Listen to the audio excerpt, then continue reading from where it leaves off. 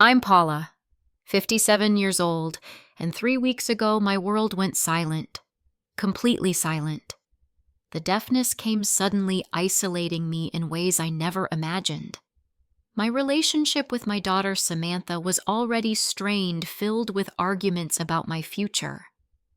Then this morning, something miraculous happened. My hearing returned.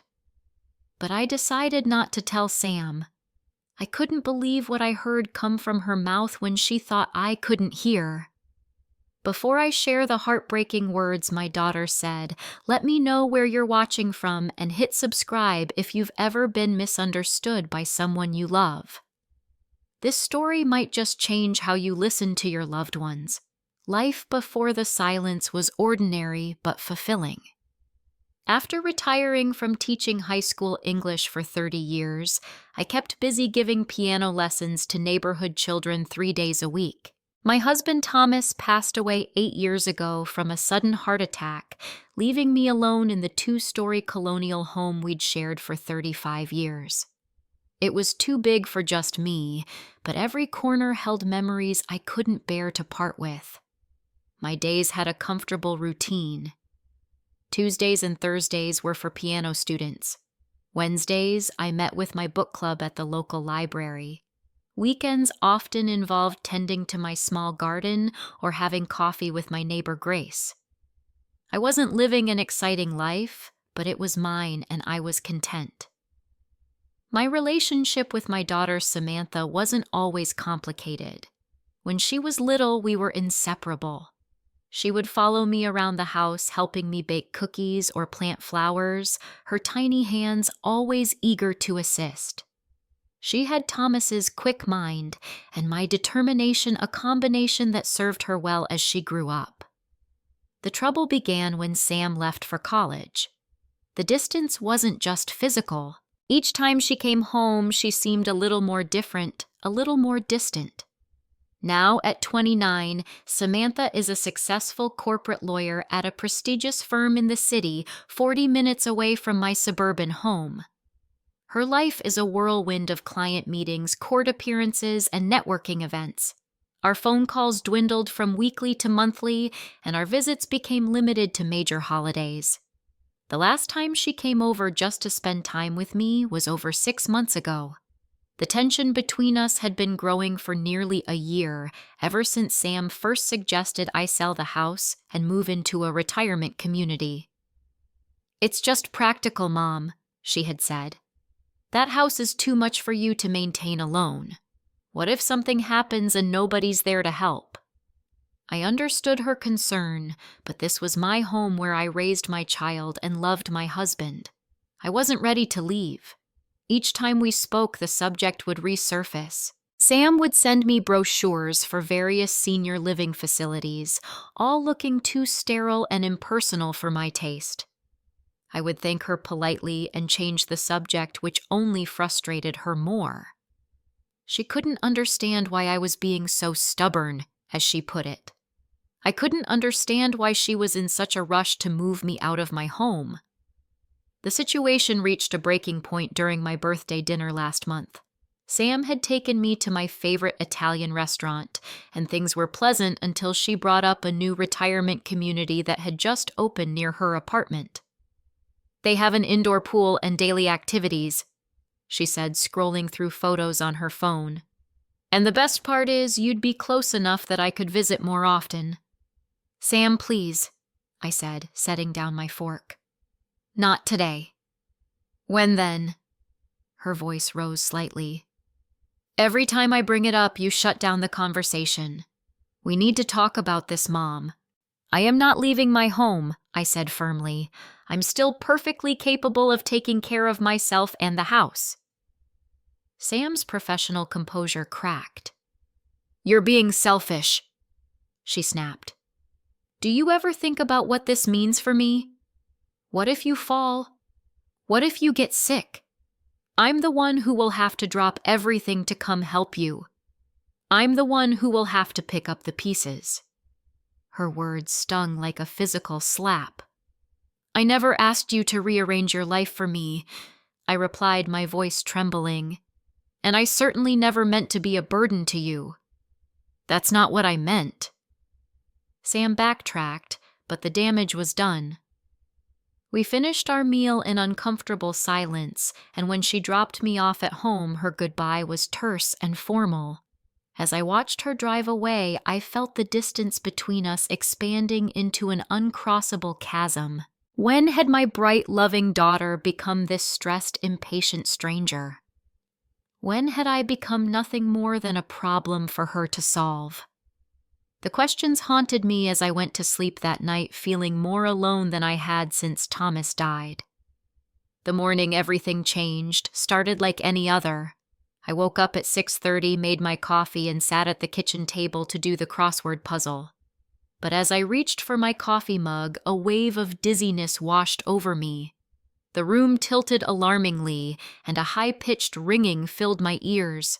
I grabbed the edge of the table to steady myself, thinking it would pass. It didn't. The ringing grew louder, drowning out all other sounds. I tried to call out, but I couldn't hear my own voice. Panic surged through me as I realized something was very wrong. With shaking hands, I reached for my phone and dialed 911. I couldn't hear the operator, but I managed to give my address and say I needed help before the dizziness overwhelmed me and I had to sit down. The paramedics arrived quickly, their lights flashing through my kitchen window. I could see their lips moving but couldn't make out a single word. One of them wrote on a notepad, "Can you hear me?"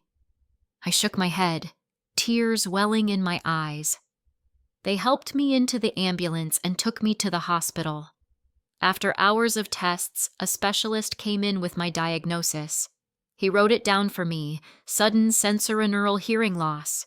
He explained via written notes that it sometimes happens without warning, often only in one ear, but in my case, both ears were affected. The cause could be viral or related to circulation problems, or even autoimmune disorders.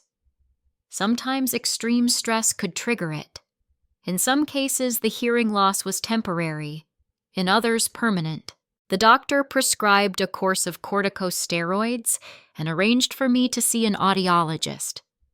I went home with a bag of medications, a notepad for communication, and a hollowing fear that I might never hear another sound again. The first few days were the hardest. I had taken hearing for granted my entire life, never giving a thought to the symphony of small sounds that made up my daily existence. The ticking of the kitchen clock, the hum of the refrigerator, the rustle of leaves outside my window, all gone, replaced by a muffled silence that felt like cotton stuffed in my ears. Simple tasks became enormous challenges. I couldn't hear the doorbell, so I missed a package delivery. I couldn't enjoy television without closed captioning, and even then it was frustrating to try to follow along. Phone calls were impossible. I had to communicate through text messages which felt impersonal and inadequate. The isolation was the worst part. I had never realized how much human connection depends on sound. Without it, I felt as if I were locked in a glass booth, able to see the world, but unable to participate in it. My piano students had to be indefinitely postponed. My book club meetings became exercises in frustration as I struggled to follow the conversation through hastily written notes. Sam came to visit 2 days after my diagnosis. She brought groceries and a whiteboard with markers for easier communication. I could see the concern in her eyes, but also something else. Impatience, perhaps, or resignation. Our conversation, conducted through writing, was stilted and brief. "How are you feeling?" she wrote. "Scared." I answered honestly. "The silence is awful." "Did the doctor say if this is permanent?" "He doesn't know. The medication might help. We have to wait and see." Sam nodded, then wrote, "Have you thought more about Sunny Pines? They have medical staff on site 24/7. Sunny Pines was the retirement community she had been pushing. Even now, with my world turned upside down, she couldn't let it go. I shook my head firmly and wrote, I'm staying in my home." I saw the frustration flash across her face before she controlled her expression. She wrote nothing more about Sunny Pines that day, but I could feel the tension simmering beneath the surface. Sam came again a week later, bringing more groceries and checking that I was taking my medication. This visit was even shorter than the first. She seemed distracted, checking her phone frequently. We communicated through text messages this time, which was slightly easier than the whiteboard. "Any improvement?" she texted. I shook my head. "Mom, I'm worried about you here alone," she typed. "What if there's an emergency? You can't hear the phone or the doorbell." "I'm managing," I texted back. "I have alert systems set up now." This was true. A friend had helped me install flashing light alerts for the doorbell and phone. Sam sighed visibly and typed, "Please just think about other options. This isn't working." I felt a flash of anger and typed back, "This is temporary. I'm not making any major life changes right now." She didn't stay much longer after that. As she left, I could see her shoulders slumped with what looked like defeat. I wanted to call after her to explain better, but of course there was no point in calling out when I couldn't hear a response. For 2 weeks, I lived in that muffled world. The medication didn't seem to be working. The silence remained absolute. I developed systems to cope. I set my phone to flash for alerts. I kept the TV on with closed captioning for company. I wrote notes to the grocery delivery person. I texted my neighbor Grace, who began checking on me daily. But despite these adaptations, the quality of my life had diminished dramatically. Music, one of my greatest joys, was lost to me. Conversations were reduced to brief, functional exchanges. The richness of spontaneous interaction, the pleasure of a friend's laughter, the soothing murmur of rain against the windows, all these small treasures were gone. And with each passing day of silence, I felt myself becoming more isolated, more withdrawn. The world continued moving around me, but I was no longer fully part of it. I was a spectator watching life from behind soundproof glass.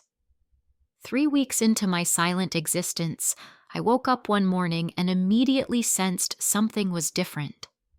There was a faint buzzing in my ears that hadn't been there before.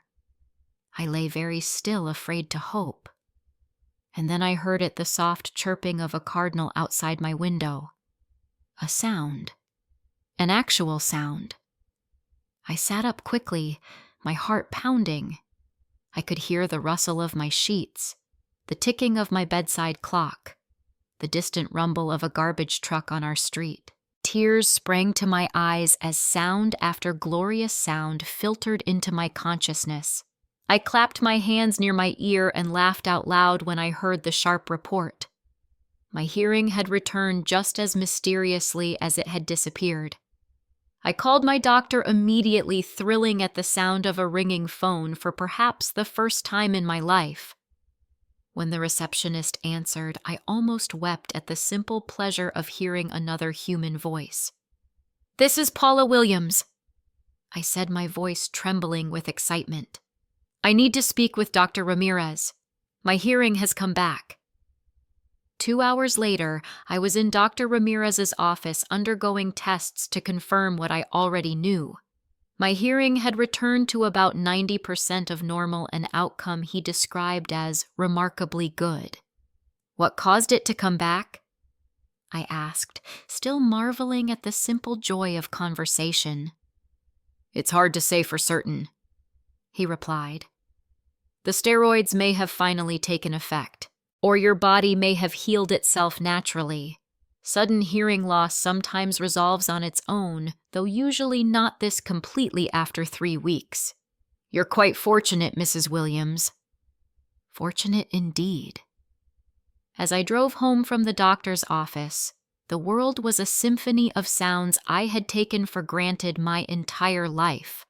The hum of the car engine, the rustle of my jacket, the click of the turn signal. each ordinary noise was a miracle. But as the initial euphoria began to fade, my thoughts turned to Samantha. How would she react to the news? Would she be relieved? Would this change anything between us? Our relationship had been strained before my hearing loss, and the past 3 weeks had only widened the gulf. At a red light, a thought occurred to me that made my breath catch. What if I didn't tell Sam right away that my hearing had returned? What if I waited until her next visit? The idea took root and grew as I considered the possibilities. If Sam thought I still couldn't hear, perhaps she would be more open, more honest. Perhaps I would finally understand what she really thought, what she really felt without the filter of what she thought I wanted to hear. The ethical implications troubled me. It would be a deception, a lie of omission at the very least. But hadn't Sam been holding back her true feelings for years? Hadn't our relationship suffered from too many things left unsaid, too many emotions suppressed for the sake of keeping peace? By the time I pulled into my driveway, my decision was made. I wouldn't tell Sam about my recovered hearing not yet. Just for one visit. Just to see if I could glimpse the true state of her heart to understand her better. Then I would come clean, and hopefully we could start rebuilding our relationship on a foundation of genuine understanding. As if on cue, my phone buzzed with a text from Sam as I entered the house. "Coming by tonight around 7 to bring dinner and check on you. Need anything specific?" I texted back. "Just you. See you then." Then I set about preparing for her visit. I gathered my notepad and pens. I made sure my phone was charged for texting, and I rehearsed in my mind how to respond to sounds without revealing that I could hear them. It would be challenging, but I was determined. This deception, I told myself, was in service of a greater truth. As evening approached, guilt gnawed at me. Was I taking advantage of Sam's trust? Was this a violation of her privacy? I nearly texted her several times to tell her the truth, but something held me back. A voice inside insisted that this might be our last best chance to truly understand each other. At 6:45, I positioned myself in the living room with a book ready to act surprised when Sam arrived. My heart was pounding with a mixture of anticipation and apprehension. What would I learn tonight? And would it help heal the rift between us or only widen it further? The doorbell rang at 7:05. I deliberately didn't react, continuing to look at my book until I saw the flash of the light alert I'd installed. Then I rose and went to the door, opening it with what I hoped was a convincing look of pleasant surprise. Sam stood on the porch holding a paper bag from my favorite Italian restaurant and looking tired. She wore her work clothes, a navy blue suit that emphasized the dark circles under her eyes. Her brown hair, usually perfectly styled, was pulled back in a hasty ponytail. She attempted a smile that didn't quite reach her eyes. I smiled back and gestured for her to come in. She handed me the food bag and took out her phone, typing quickly. "Brought your favorite. Eggplant parm and garlic bread." I nodded enthusiastically and mouthed, "Thank you." I took the notepad from the side table and wrote, "You look tired. Rough day." Sam read the note and shrugged. She typed, "The usual. Big case, difficult client. Nothing new." We moved to the kitchen where Sam unpacked the food while I got plates from the cabinet. The familiar dance of setting the table felt strange under these false pretenses. I could hear the rustle of the paper bag, the clink of utensils, the soft sigh Sam gave as she sat down, but I pretended to notice nothing. We began eating, communicating through a combination of notes, gestures, and text messages. It was slow and awkward, but we developed a system over the past 3 weeks. Sam ate mechanically, her eyes frequently darting to her phone, which buzzed with emails and notifications throughout the meal. After about 15 minutes of stilted interaction, Sam pushed her plate away and checked her phone again. Then, thinking I couldn't hear, she muttered under her breath, "This is so exhausting." The words hit me like a slap. I kept my expression neutral, though my hand tightened around my fork. Was she referring to the difficulty of communicating with me, or something else entirely? Sam typed on her phone and showed me the screen. "How are you feeling? Any change with the hearing?" I hesitated, then shook my head and wrote on the notepad. "No change. Doctor says to be patient." Sam nodded, then turned as her phone rang. She held up one finger in a "just a minute" gesture and stood up, walking toward the living room, but not quite out of earshot. She clearly thought she was giving herself privacy, unaware that I could now hear every word. "Hey, Mark," she said, her voice suddenly professional and crisp. "No, it's fine.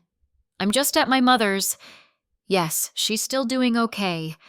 No change in the hearing situation." There was a pause as she listened to the person on the other end. I know. I still need to finish that brief tonight. Yes, I'll email it to you before midnight." Another pause longer this time. No, she's still insisting on staying in that house even though she clearly can't take care of herself properly anymore. I know I'm trying to convince her that Sunny Pines would be better, but you know how stubborn she can be. I felt my cheeks burn with indignation. Couldn't take care of myself. Stubborn. Is that how she saw me? Between us. Sam continued, her voice lower. Part of me thinks this hearing loss might be a blessing in disguise. Maybe it will finally make her realize she can't live alone anymore. Yes, I know that sounds terrible. My heart constricted painfully. A blessing in disguise. My daughter viewed my disability as a convenient tool to get what she wanted. Anyway, Sam said, I should go. I'll get that brief to you tonight. Yes, tomorrow's meeting is still on for 9. Okay, thanks. Bye. She came back to the kitchen, slipping her phone into her pocket. I pretended to be focused on my food, though my appetite had vanished. Sam sat down and typed a message. Sorry about that. Work never stops. I nodded and wrote, Important call. Just my colleague checking on a case, she typed back. Nothing urgent. A lie after what I'd just heard. I felt a surge of anger but tamped it down. I was here to listen, to understand, not to confront. We finished the meal in what must have seemed like companionable silence to Sam, but for me was filled with the thundering of my own thoughts. She clearly saw me as incapable a problem to be solved by shipping me off to a retirement home. How long had she felt this way? Had our relationship always been this one-sided, with her viewing me as a burden rather than a person with valid desires and needs? As Sam cleared the table, I watched her movements, seeing the tension in her shoulders, the mechanical efficiency of her actions. She had always been like this, even as a child, focused and determined. But there was something else there now, a weariness that seemed bone deep. For the first time, I wondered if there was more to Sam's insistence about Sunny Pines than simple convenience. Was she genuinely worried about me? Was her own life more complicated than she let on? I deliberately knocked over my water glass, sending water cascading onto the floor. Sam jumped at the crash and rushed over with paper towels. As we both knelt to clean up the mess, I saw something unexpected in her face, a flash of what looked like despair, quickly masked by efficiency. When the water was mopped up, Sam gestured toward the living room, and we moved to sit me in my favorite armchair, her on the sofa across from me. She looked exhausted, sinking into the cushions and closing her eyes briefly before straightening up and reaching for her phone again. What I saw next broke my heart.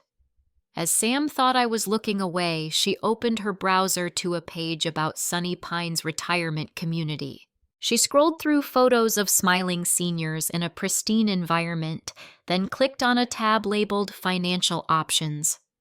I glimpsed numbers that made my eyes widen. Sunny Pines was expensive, far more than I had realized. Then Sam did something that stunned me. She closed the Sunny Pines page and opened her banking app, staring at the balance with a look of such profound worry that I almost gave myself away by reaching out to her. The number I glimpsed was alarmingly low for someone with her salary. Before I could process this, Sam set her phone aside and looked at me, really looked at me for what felt like the first time that evening. Her guard was down, thinking I couldn't hear her, and to my shock, her eyes filled with tears. "Mom," she said softly, "I'm sorry. I just don't know what to do anymore." I froze, afraid that the slightest reaction would give me away. Sam wiped at her eyes and continued speaking to herself as much as to the mother she thought couldn't hear her. "Everything's falling apart and I don't know how to fix it. Work is a nightmare. This case could make or break my career and I'm drowning in it. The firm laid off 3 associates last month and I'm terrified I'll be next." She paused, taking a shaky breath. "And then there's the divorce. God, I haven't even told you about that. Have I 5 years of marriage down the drain because Jordan couldn't keep his promises or keep his hands off his 24-year-old assistant?" My heart nearly stopped. Divorce. Sam was going through a divorce. How had I not known this? She and Jordan had seemed happy at Christmas just a few months ago. "The worst part is he's fighting me for the condo," Sam continued, her voice bitter. "My condo that I paid for while he was building his business, which turns out to mean losing all our savings on bad investments." She laughed, a hollow sound that held no humor. "So, here I am, possibly about to lose my job, definitely losing my home with no savings left, and I'm trying to figure out how to take care of you too, and I'm failing at all of it." Sam's shoulders began to shake as silent tears ran down her face. "I love you so much, Mom, and I'm so scared of losing you like we lost Dad. The thought of you here alone, not able to hear if something happens, it terrifies me.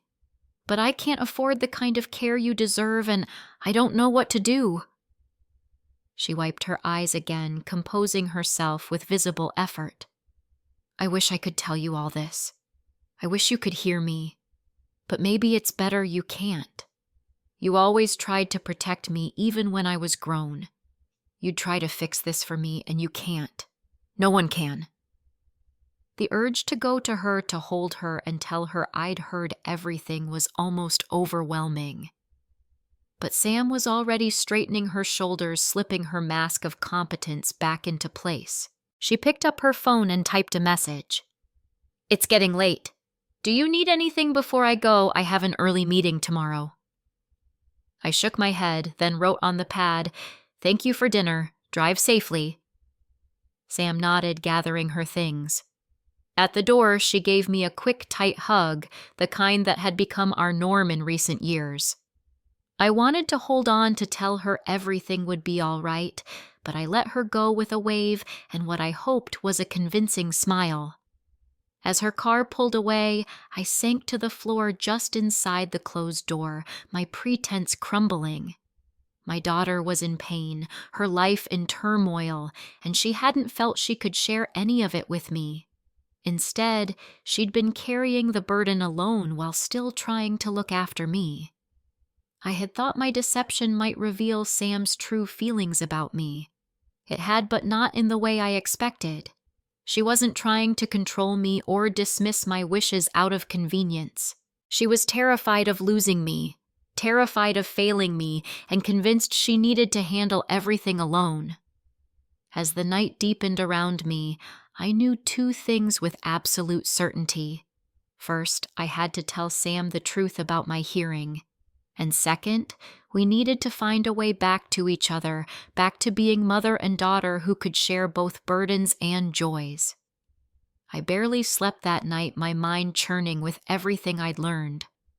The Sam I'd glimpsed was so different from the confident, slightly dismissive daughter I thought I knew. She was vulnerable, overwhelmed, and carrying far more than I had realized. As dawn broke, I made my decision. I wouldn't wait or plan an elaborate reveal. I would call Sam right now and ask to meet. We needed to talk, really talk, for the first time in years. I picked up my phone and dialed her number, realizing as it rang that she would be surprised to receive a call rather than a text. Sure enough, when she answered, her voice was cautious. "Mom, is everything okay? Why are you calling instead of texting?" "Everything's fine, Sam," I said, speaking aloud to my daughter for the first time in 3 weeks. "But we need to talk. Can you meet me at Riverside Cafe in an hour?" There was a long pause. "You can hear me," she finally said, her voice flat. "Your hearing came back." "Yes," I admitted. "Yesterday morning. I'd like to explain in person. Please, Sam. It's important." Another pause, this one stretching so long I thought she might have hung up. "Fine," she finally said. "I'll be there." The call ended abruptly. I let out a breath I hadn't realized I was holding. She was angry as I'd expected, but she had agreed to meet, and that was all I could ask for now. An hour later, I was seated at our usual table at Riverside Cafe, a cozy spot overlooking the small river that ran through town. Sam and I had been coming here since she was in high school, sharing Saturday brunch and talking about her week. When had we stopped doing that? I couldn't remember exactly, but it felt like a lifetime ago. I saw Sam before she saw me. She was hurrying across the parking lot, her work briefcase in one hand, phone in the other. Even from a distance, I could see the tension in her posture, the hurried efficiency of her movements. She was dressed for work in another tailored suit, this one charcoal gray, her hair now pulled back in a neat bun. The professional armor was firmly in place. She spotted me and paused briefly before continuing inside. When she reached the table, she didn't sit immediately, but stood looking down at me, her expression guarded. "How long?" she asked without preamble. "How long have you been able to hear?" "Since yesterday morning," I replied honestly. "I woke up and could hear the birds outside." "So last night during my visit, you could hear everything?" It wasn't a question. I nodded. "Yes, everything." Sam closed her eyes briefly, her face flushing. "Why didn't you tell me immediately? Why let me go on thinking you were still deaf?" I gestured to the chair across from me. "Please sit, Sam. Let me explain." For a moment, I thought she might refuse, might turn and walk out. But then she pulled out the chair and sat, placing her briefcase and phone on the table like shields. "I'm listening," she said, her voice carefully controlled. I took a deep breath. When my hearing came back, I was overjoyed. It was like the world had been returned to me. On the way home from the doctor, I was thinking about how to tell you. And then I had this thought, that maybe if you thought I still couldn't hear you, might be more open, that I might understand what you were really thinking and feeling without the filters we've both been using for so long. Sam's face was hard to read. "So, you decided to trick me?" "I decided to listen," I corrected gently. "Our relationship has been strained for years, Sam. We talk, but we don't communicate. I thought maybe this was a chance to understand what was really going on with you." "And did you?" Her voice was cool. "Did you get what you wanted?" "I learned that my daughter is going through a divorce and didn't feel she could tell me," I said quietly.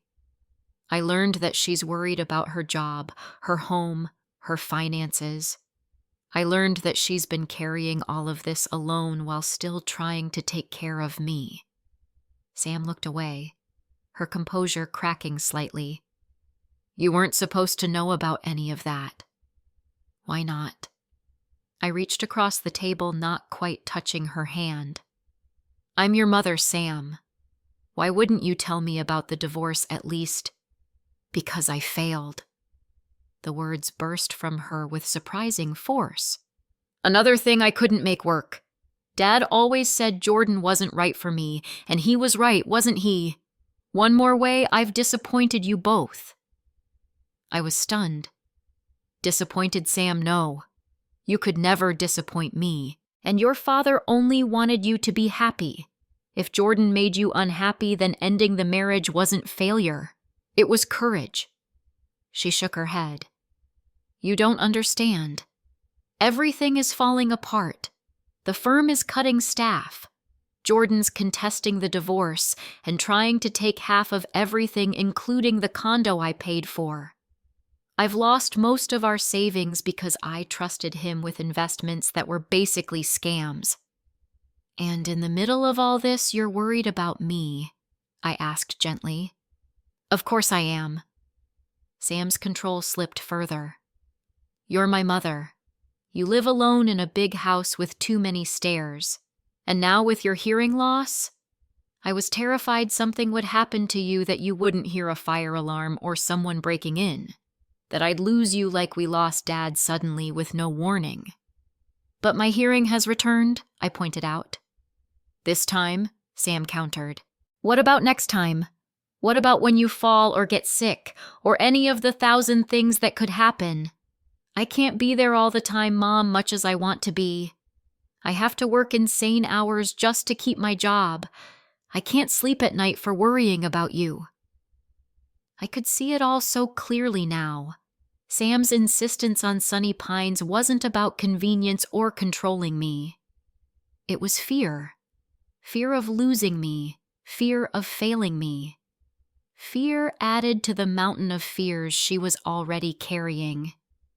Sam, I said softly, why didn't you tell me any of this about the divorce, about your job, about your worries? She let out a humorless laugh. When would I have told you? During our 5-minute phone calls, the holidays when we're busy putting on a show of perfect family happiness, or maybe when you lost your hearing and couldn't even hear me if I tried. Before that, I pressed. We used to really talk. What happened to us, Sam? She was silent for a long moment. I don't know, she finally admitted. Maybe after Dad died, it was easier to pretend everything was fine than to admit how scared I was, how scared I still am. I've been scared too, I confessed. Scared of becoming irrelevant in your life. Scared of being just a problem for you to solve. Sam looked at me. Really looked at me perhaps for the first time in years. You could never be irrelevant to me, Mom. You're the strongest person I know. I've been trying to live up to your example my whole life. Tears pricked at my eyes. Oh, Sam, I've never been as strong as you think. I've just had more practice hiding the fear. A waitress approached our table, but I waved her away. This moment between us felt too fragile, too important to interrupt. I'm sorry I lied about my hearing, I said. It was wrong, and I should have told you immediately. But I'm not sorry for what I learned. I needed to hear you, the real you, not the polished version you show me. Sam nodded slowly. I understand why you did it. I probably would have done the same. She hesitated, then added, and I'm sorry I've been pushing Sunny Pines so hard. I was trying to solve a problem, but I wasn't listening to what you actually wanted. We've both been trying to protect each other without actually talking to each other, I observed. So where do we go from here? Sam asked. I took a deep breath. I've been thinking about that all night. I have a proposal. Not Sunny Pines, I added quickly, seeing her expression, but a compromise. I'm listening. she said, echoing her words from earlier but with warmth now instead of coldness. What if I sold the house? I suggested, and bought a small condo in your neighborhood, something manageable on one level but still my own place. I'd be close enough that we could see each other more often, and you wouldn't have to worry so much. But I'd still have my independence. Sam's eyes widened. You'd be willing to leave the house after fighting me on it for so long? The house is full of memories, I said, but the memories are in me, not in the walls. And it is too big for just me. Maybe it's time for a family with children to make new memories there. Sam's eyes filled with tears. I don't know what to say. This is what I've been hoping for, but I didn't think you'd ever consider it. Well, I am considering it, I said. On one condition. What's that? That you let me help you with your current situation. The money from the house sale would be more than enough for a nice condo for me with plenty left over. Let me help you with the legal fees for the divorce. Let me be your mother again, Sam. Mom, no, she protested. I can't take your money. That's your retirement, your security. What good is security if my daughter is struggling? I asked. What good is money in the bank if it can't help the people I love? But Mom... Sam, I interrupted firmly. You've been trying to take care of me. Now it's my turn to take care of you. That's what family does. We help each other through the hard times. Sam's composure finally broke completely. Tears ran down her face as she reached across the table and gripped my hands. I've been so scared, she whispered. So scared of losing everything, of failing everyone, of losing you. I squeezed her hands. You're not going to lose me, sweetheart. And you haven't failed anyone. You're just human, trying to do your best in difficult circumstances.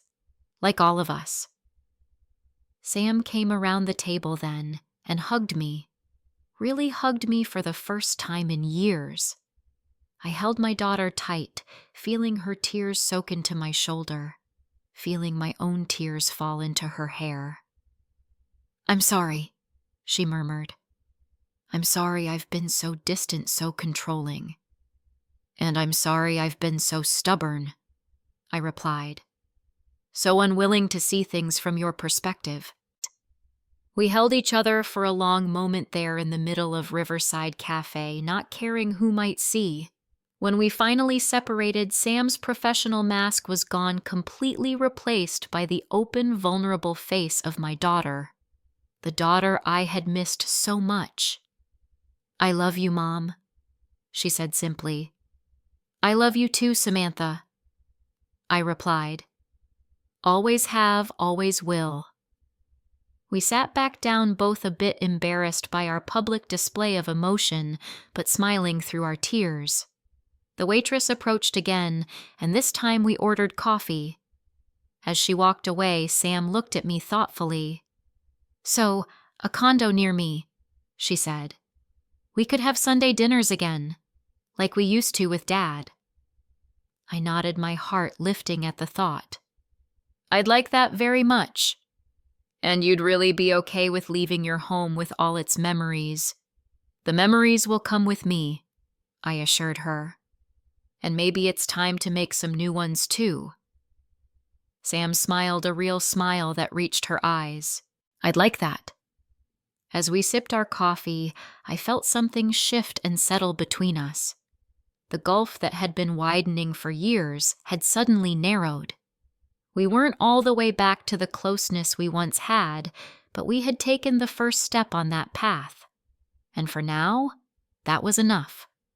6 months later, I stood in the middle of my new condo, surrounded by boxes half unpacked and furniture in disarray. The place was smaller than my old house, just 2 bedrooms and an open-plan living and dining area, but it was bright and airy with large windows overlooking a small community garden. And most importantly, it was just a 5-minute walk from Sam's apartment. The sale of my house had gone quickly, a young family with 2 small children falling in love with the big backyard, and the marks on the kitchen wall where I'd tracked Sam's height year after year. I left them the growth chart thinking it might start a tradition for their own children. Some things should be passed forward, not packed away. With the proceeds from the sale, I had purchased this condo outright and still had plenty left over. Enough to help Sam with her legal fees and to provide a cushion for both of us in case of emergencies.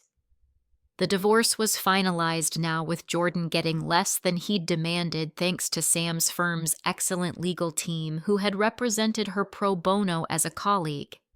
Sam had kept her job through the layoffs, her hard work recognized with a small promotion.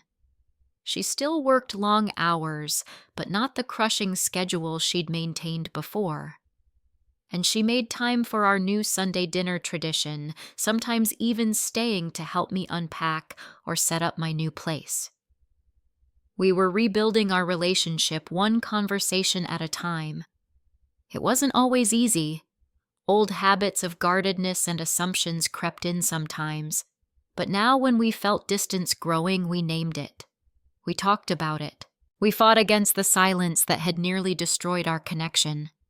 This afternoon, Sam was coming to help me arrange my new living room and stay for dinner. I had just put a lasagna in the oven when the doorbell rang. I walked over, noting with pleasure that there were no stairs to navigate, no long hallway to traverse. One of the many advantages of downsizing. Sam stood at the door, smiling, a bottle of wine in one hand and a small gift bag in the other. "Housewarming present?" she said, handing me the bag as she entered. Inside was a beautiful silver frame, holding a photo I hadn't seen in years. Sam and me at her law school graduation, both of us beaming with pride and joy. A moment frozen in time when we were still close, still connected. "I found it when I was going through some old boxes," Sam explained. "Thought it would look nice in your new place." "It's perfect," I said, setting it on the mantel. "Thank you." We spent the afternoon arranging furniture, unpacking books, and talking, really talking about everything from Sam's work to my new neighbors to the novel we were both reading. When the lasagna was ready, we sat at my small dining table, the conversation flowing easily between us. "You know," Sam said during a lull, "I never thought I'd say this, but I'm glad you pretended you couldn't hear that night." I raised an eyebrow. "Really? Even though it was deceptive?" She nodded. "It forced us to have conversations we should have had years ago. It broke through the walls we'd built. Sometimes we need to be shocked out of our patterns." I agreed, though I still feel guilty about the method. Sam shrugged. "It worked, didn't it? Look at us now." I looked at my daughter's face, relaxed and open in a way it hadn't been in years. "Yes," I said softly. "Look at us now." Later, as we sat on the sofa with cups of tea, Sam asked the question I'd been expecting for months. "Do you ever miss the old house?" I considered my answer carefully. "Sometimes. In quiet moments, I remember Thomas there and you growing up. The Christmas mornings and birthday parties, the ordinary days that make up a life." "But," Sam prompted, hearing the unspoken qualification. "But memories live in us, not in places," I said. "And I'm making new memories now. Good ones." Sam smiled, leaning against my shoulder like she used to as a child. "I'm glad you're here, Mom. I've missed you." "I've missed you too," I replied, putting my arm around her. "But I'm right where I need to be now." And I was. In this new home close to my daughter, beginning a new chapter. The journey here had been unexpected, full of loss and misunderstanding, silence and revelation. But perhaps that was fitting. Sometimes we need to lose something even temporarily to understand its true value. I had lost my hearing and found my daughter again. It was a trade I would make any day. Sometimes life's most important lessons come to us in unexpected ways. When I lost my hearing for those 3 weeks, I thought it was the worst thing that could happen to me. Now I see it was exactly what our family needed. The silence forced me to really see my daughter, not just hear the words she chose to share, but to understand the burdens she carried alone. It taught me that true listening isn't just about hearing words, it's about understanding hearts. My relationship with Samantha had become a series of surface conversations, each of us protecting the other from our fears and struggles. We had forgotten how to be honest, how to be vulnerable, how to truly connect. In the months since moving to my new condo, I've watched our relationship bloom again. Sam stops by several times a week, sometimes just for a quick coffee before work, other times for long conversations on weekend afternoons. We've rediscovered the easy companionship we once had, along with a new adult respect for each other. Sam has begun dating again recently, a kind man from her office who makes her laugh. I've started teaching piano to children in my new building, filling my home with music and young energy. We're both healing, both moving forward. The hearing loss that seemed like such a tragedy has become the catalyst for a new beginning. It taught me that sometimes we must lose something precious to gain something even more valuable. It showed me that real connection requires courage, the bravery to speak and hear uncomfortable truths. Most importantly, it reminded me that love means accepting each other completely, weaknesses and fears included. Sam and I had both been trying to be strong for each other, not realizing that true strength lies in acknowledging our vulnerabilities. If you take anything from my story, let it be this. Don't wait for a crisis to have the conversations that matter. Listen with your heart, not just your ears. The people you love have thoughts and fears they may never share unless you create the space for complete honesty. What conversations have you been avoiding with those you love? What truths remain unspoken in your relationships? I hope my experience encourages you to break the silence, to listen deeply, and to speak your truth with compassion. Life is too short and relationships too precious to leave important things unsaid. Please share your thoughts in the comments below. Have you ever discovered someone's true feelings in an unexpected way? How did it change your relationship? I'd love to hear your stories. And if you found value in mine, please like, subscribe, and share with someone who might need this message today. Thank you for listening with your heart.